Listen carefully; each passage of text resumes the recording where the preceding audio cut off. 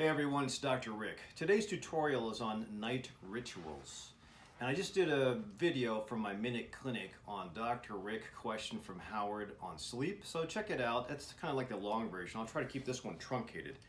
If this is the first time you're finding me, don't forget to hit the subscribe button down below and then the alert button to find out when I put new videos out. So night rituals. I think we should talk about it because everybody has a daytime ritual, a morning ritual. It is now March 11th, and it is the, wait, is it the 11th? Yeah, it is the 11th. And it's daylight savings time, so we just lost an hour. And everybody, most people, will be okay with just shifting your ritual to an hour earlier.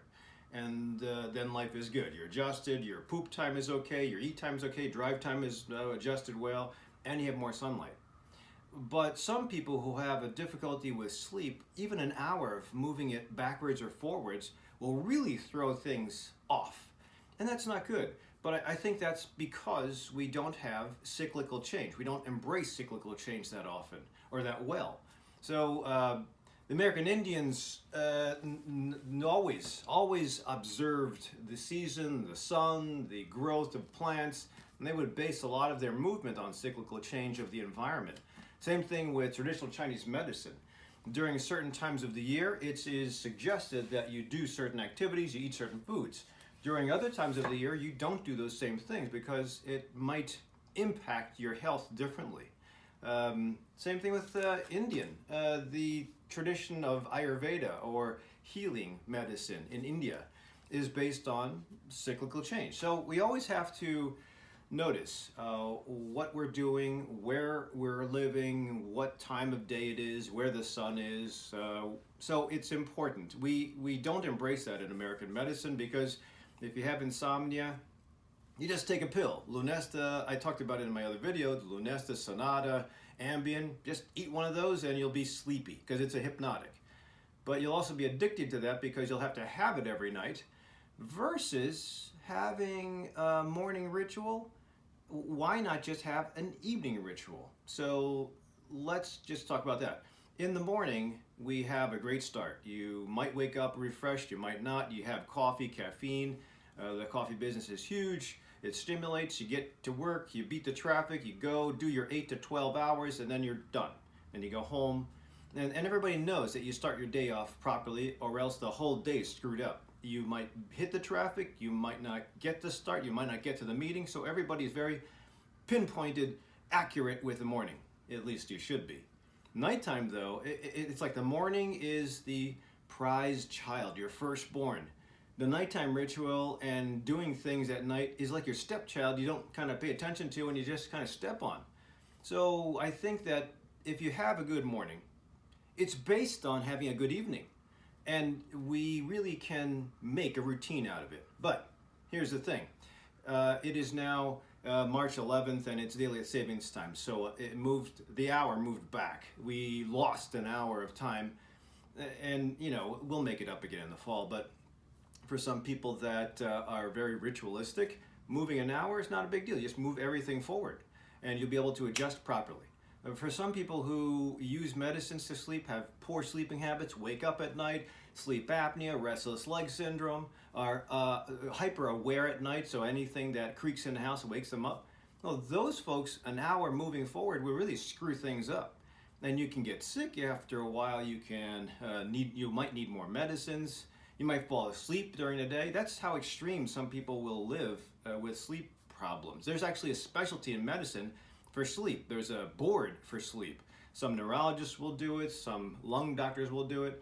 So I think that and then everybody's overprescribing Lunesta, Sonata, and Ambien. So I think that if we can get to the point where we just ritualize nighttime, you might be able to have a great sleep. So let's talk about ritualistic stuff at night. If you stimulate yourself with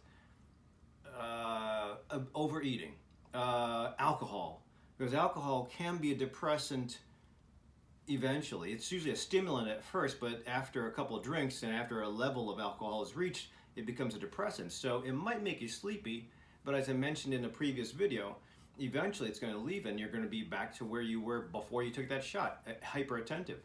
Medicines do work, but sometimes they don't work all night. And if they do work all night, the extended release forms, you'll be sleepy in the daytime, and you don't need that. You fall asleep.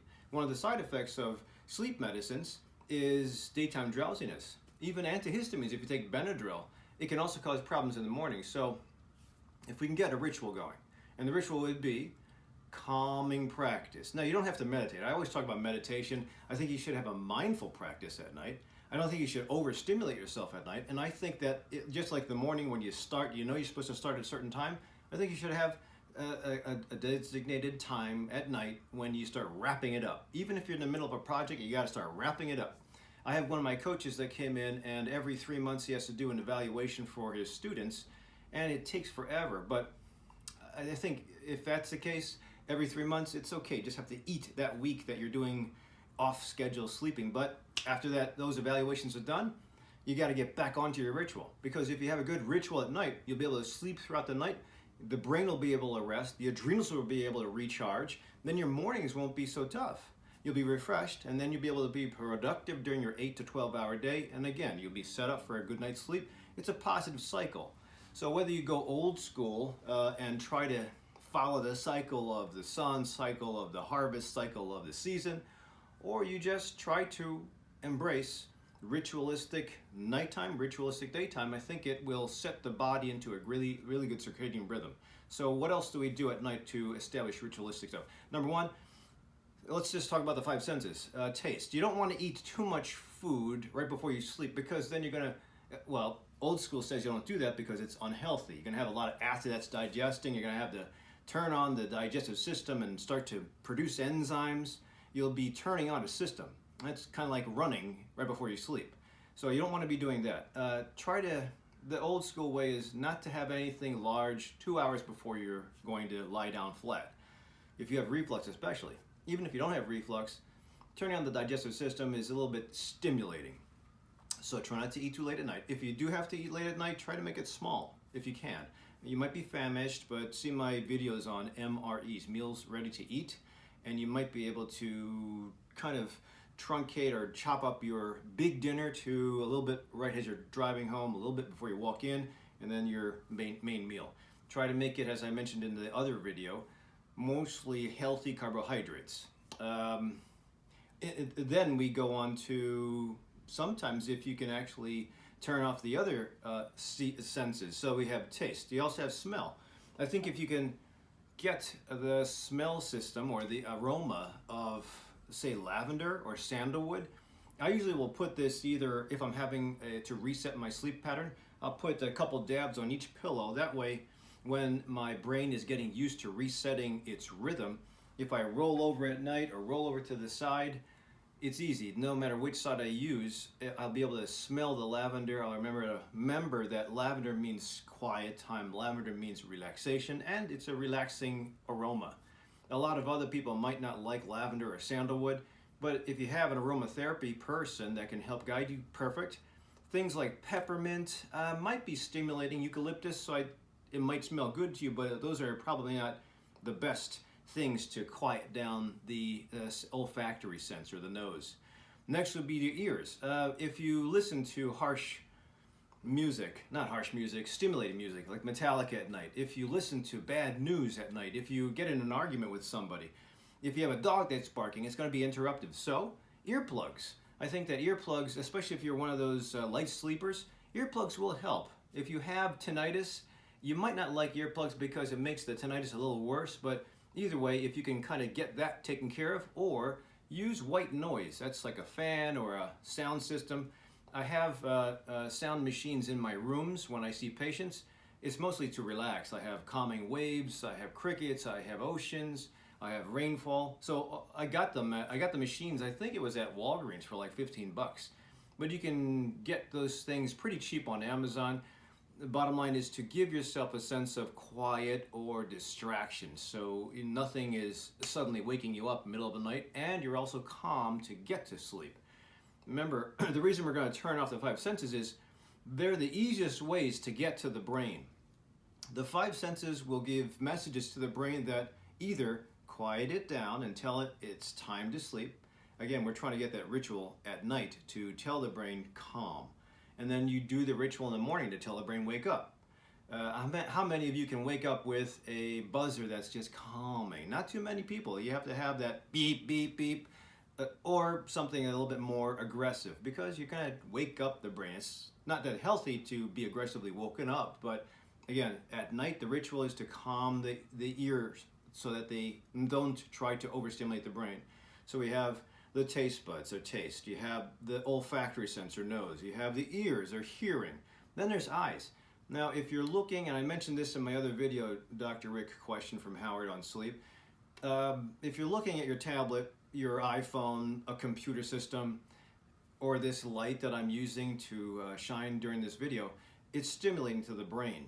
And the eyes will stimulate. So it's not that healthy either. So if you can kind of turn, if you have no choice on your tablets and you have to answer emails or whatever it is that it's important for your business, okay, fine.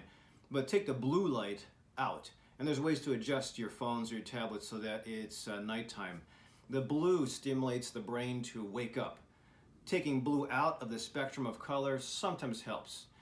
Turning down the intensity of your light on the computer screen will sometimes help. So if you can just avoid it, that'd be better. Reading a book instead of reading a tablet, I think is important. Just plain old leaves. You know, the paper, I don't mean leaves, but the paper that we read when we're studying, I think is just so old school that it's relaxing. It also is hypnotizing because you're following through, you're trying to hold the books up. It just is a great setup for boredom, I guess. Versus a tablet where if you get tired of something, you'll click on to another screen, you'll go to Google to look up that word. It's just too distracting, too much speed versus the old-fashioned flip the page and read. So, and I guess the content of what you're reading would be important. If you're reading a murder mystery or a thriller, you probably don't want that at night. Me, I read books like this at night, and it is kind of boring, but it serves two purposes. Number one, I can educate, prepare for my patients the next day. Two, it's kind of boring, so it sleeps me. So that would be the way. And also, if you're stuck and your partner is watching TV and you can't get that partner, well, they're on their own schedule, get an eye mask. Sometimes if you just get an eye mask that's comfortable, not too binding to the head, it'll also drown out the eyes so that they calm down as well. And so that's the fourth. So the last would be the sense of, well, in many cases, if you have the taste, the sound, the smell, the eyes taken care of, I think that would be great. The last is sometimes feel, which we don't really embrace too much, but if you're sleeping on the ground cold, that's not good. If you take, and this is where we're going to go old school, because there's concepts that if you drink warm water in the morning, it stimulates the energy to start up in the morning versus cold milk or cold fluids in the morning. That's old school. It's a no-no to do anything cold, and what you're supposed to do is off the side of your bed, lukewarm, room temperature glass of water with a little bit of lemon to start your day. It just starts the furnace up versus cold. And at night too, if you're starting your sleep with a hot shower, technically you're stimulating. And not only the hot there, the temperature if you're going old school, but just stimulating your sensory nerves to be on fire. And there's ways to finish off a shower that are relaxing, lavender soap, stuff like that. But if you can get your shower and do a little bit of your chores or whatever you're trying to do paperwork-wise, and then hit the bed, I think it'd be better. So it is important to, I guess, throttle your temperature if you can. Postpone getting too hot and stimulated at night. Everybody that's going through menopause or menopause knows hot flashes wake you up. So if you can cool down that nighttime ritual, that'd be important. Also, the temperature of the room is important. I think I've spoken about this in previous videos, but the temperature of the room, if it's dropped down, or the house, if it's dropped down at night, and maybe you just use a blanket, that would also be the perfect way. There's a reaction that the body has when going through hibernation. It does better with keeping that slow wave sleep if the brain is properly set into its cycles, if the temperature is low. I don't mean freezing, but lower than, say, a hot flash temp. So it's important to do that. In addition, the last point is that you don't want to have irritating clothes. Sometimes if you get really comfortable cotton or a wicking something or other like a blend of wool in case you perspire a lot. You want to be able to wick that away. You want to be able to have comfort. Satin sheets, hard crispy sheets, smelly sheets, a hard pillow, those will be stimulating and irritating. So I remember when I was younger, there was nothing as comforting as turning the pillow over and getting the cool spot. Again, cool. Cool spot is so nice, it just gives you an embrace that it's time to slow down, versus a hot, sweaty pillow with a little saliva drip on it. So those are the ways, the five senses, to kind of calm down the five senses to help embrace a nighttime ritual. If you can get that on a regular basis, the same time every day, if you are a person who has a great sleep habit, you just need, during this sleep change or the hour difference, just need about a week to reset. But those of you who have problems with getting to sleep and are stuck on medicines or even psychiatric medicines like trazodone, those will offset a couple things. So it's best that if you just keep on with the ritual, be persistent, maybe 30 to 45 days, eventually it'll kick in. Almost the same intensity of calming sleep has the opposite that happens in the daytime. So hopefully this gives you a good basic start to what to do in resetting your rhythm, whether it's just the hour that we're pushing back or if you're trying to really change the way you embrace your sleep.